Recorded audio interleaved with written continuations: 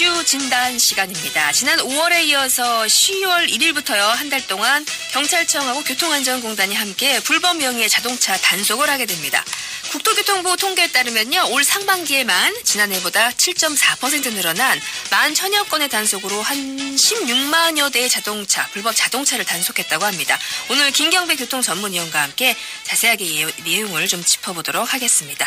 위원님 안녕하세요. 네, 안녕하십니까. 네, 불법 자동차에 대한 단속. 그러니까 법적 의무를 이행하지 않는 경우를 불법 자동차로 규정하게 되는 거죠. 네네. 자, 어떤 사안들이 이 경우에 속하게 되는 건지 먼저 짚어주시면 좋겠어요. 네, 우선 등록을 하지 않는 불법 명의 자동차나 무등록 자동차, 그리고 또 무단방치 자동차의 의무보험까지 가입하지 않았거나, 그리고 또 정기검사를 받지 않는 차로만 이렇게 알고 있는데요. 하지만 언제부터인가 이 총칭 속에는 지방세를 체납한 자동차가 슬며시 포함이 됐습니다. 게다가 국토교통부는 지난해부터 행정자치부와 검찰청, 경찰청, 지방단체전체를 비롯 교통안전공단과 한국도로공사 등이 공조하는 TF팀을 구성했습니다.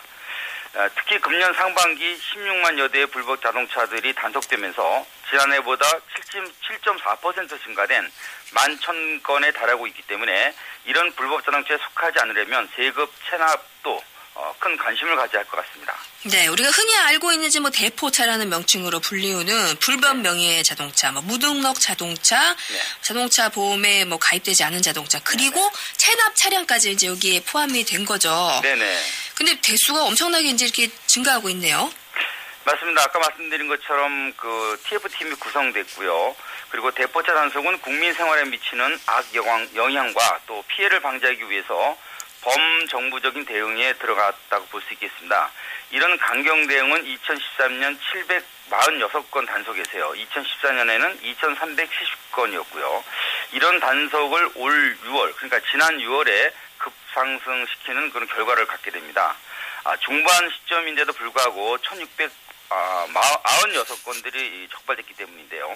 세부적으로는 무단방치차 2만 대에 무등록 9,000대, 불법 명의 1,600대, 그리고 정기검사 미필과 의무보험을 가입하지 않은 차들이 각각 2,900대와 6,800대에 달하는 것으로 이렇게 집계가 되고 있습니다. 나머지는 불법 이륜차 운행 6,000대, 기타 건수가 12,000대고 지방세를 체납한 아까 말씀드린 그런 차들이 10만 대 정도가 포함이 됐습니다.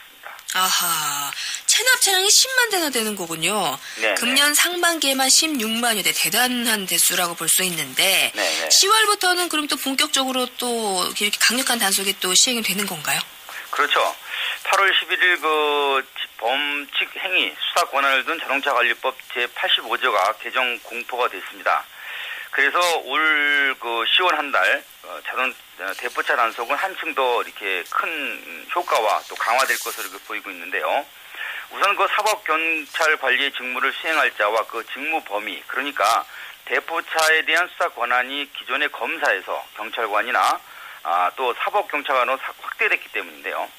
개인 간의 채권, 채무관계 또는 도난이나 분실, 또 경제적인 약자나 명의를 도용한 사례가 다양한 데 따른 대응이라고 이렇게 말하고 있습니다. 검사의 지휘를 받았던 불법 자동차 단속이 경찰하고 담당 공무원까지 확대가 된 겁니다. 네네. 그리고 지방자치단체장 권한도 강화가 됐다고요?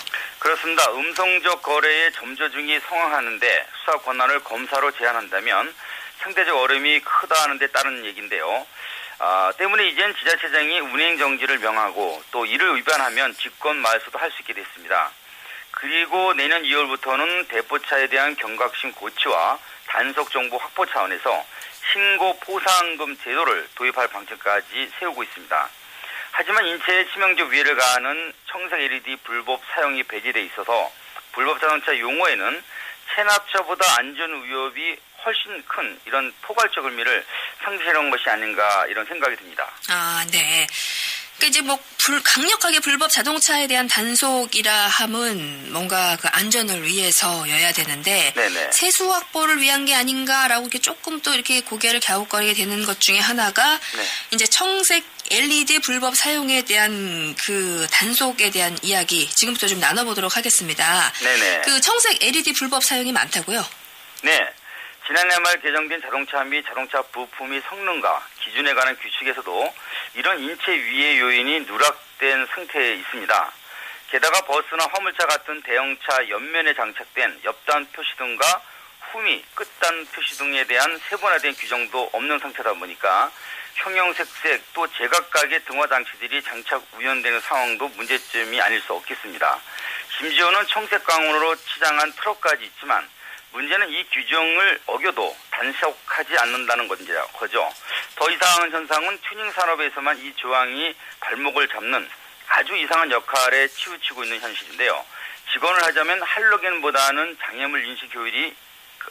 장애물을 인식하고 또 안정성까지 높은 황색 코팅 전구 파장이 고령자용 전조등 광원이라는 뜻도 되겠습니다. 네. 이 LED 불빛이 나오는 차량을 마주편에서 왔을 때 운전석에서 보면 정말 이렇게 순간 앞이 안 보일 정도로 네네. 눈이 정말 이렇게 멀 정도로 잘 안 보인다 이런 얘기들 많이 하시거든요. 그러니까 보니까 이제 이게 불법 등화 장치를 한 차량들이 문제가 되는 거네요. 네. 예, 이렇게 하기 위해서는 물론 새로운 배관 설계가 필요합니다만 2012년 대한안전경영과학회에서 처음 공개된 청색 코팅 전구에 대한 위해성을 고려해 본다면요. 당장이라도 시행이 돼야 마땅하다는 이런 판단이 앞섰는데요. 청색 광원은 눈물심 아까 말씀하신 유발이라는 단점만 있는 것이 아닙니다. 인체에 치명적인 위해성이 추가 제기되고 있기 때문인데요. 추계학술대회에서 발표된 LED 조명에 대한 광생물학적 안정성 도입을 위한 IEC 62471 규격 분석에 근거를 하게 되면요. 고출력과 고위도 LED 등화 장치 산업 발전에는 빛과 암흑의 공존, 특히 생체 위협 요인이 큰 놀라움이 공개되어 있습니다. 이게 얼마나 위험한 걸까요? 네, 한때는 레이저 오일받을 만큼 강력한 LED 산업이 급성장되면서 이렇게 문제를 나타내고 있는데요. UV 파장에서 IR에 이르는 다양한 발산시키는 청색 광원과 성광에 집중 조명되면서 인체의 안구와 피부 조직에 치명적 영향을 줄 수 있다는 연구 결과를 발표하게 되는데요. LED의 인체 위해성 문제가 극대화되면서 IEC 아까 말씀드린 기관에서는 새로운 안전성 평가 기준을 제정을 했고요.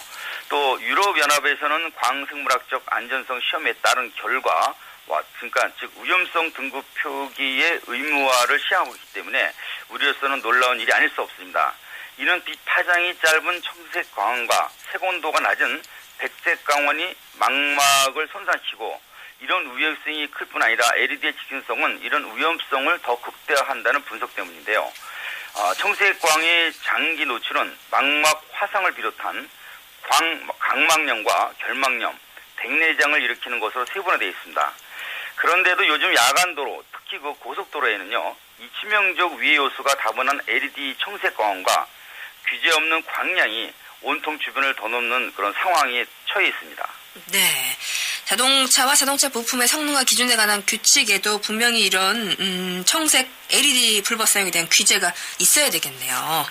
예, 맞습니다. 당연히 들어가 있어야 되는데요. 지금 현재 아까 말씀드린 옆단 등과 끝단 등조차도요 제대로 지켜지지 않는 상황입니다. 그러니까 이게 원래 이제 트럭 같은 거는 이제 이 차체만 나오고 위에 박스카 같은 거는 다시 작업을 하는데 그때 이런 것이 정확한 규정이 없다 보니까 버스는 버스대로 또 트럭은 대형 트럭은 트럭대로 제각각 아까 말씀드린 형형색색 그다음에 제각각의 형상으로 이렇게 장착을 하고 있는 것 같습니다. 그렇군요. 오늘 말씀 고맙습니다. 네, 감사합니다.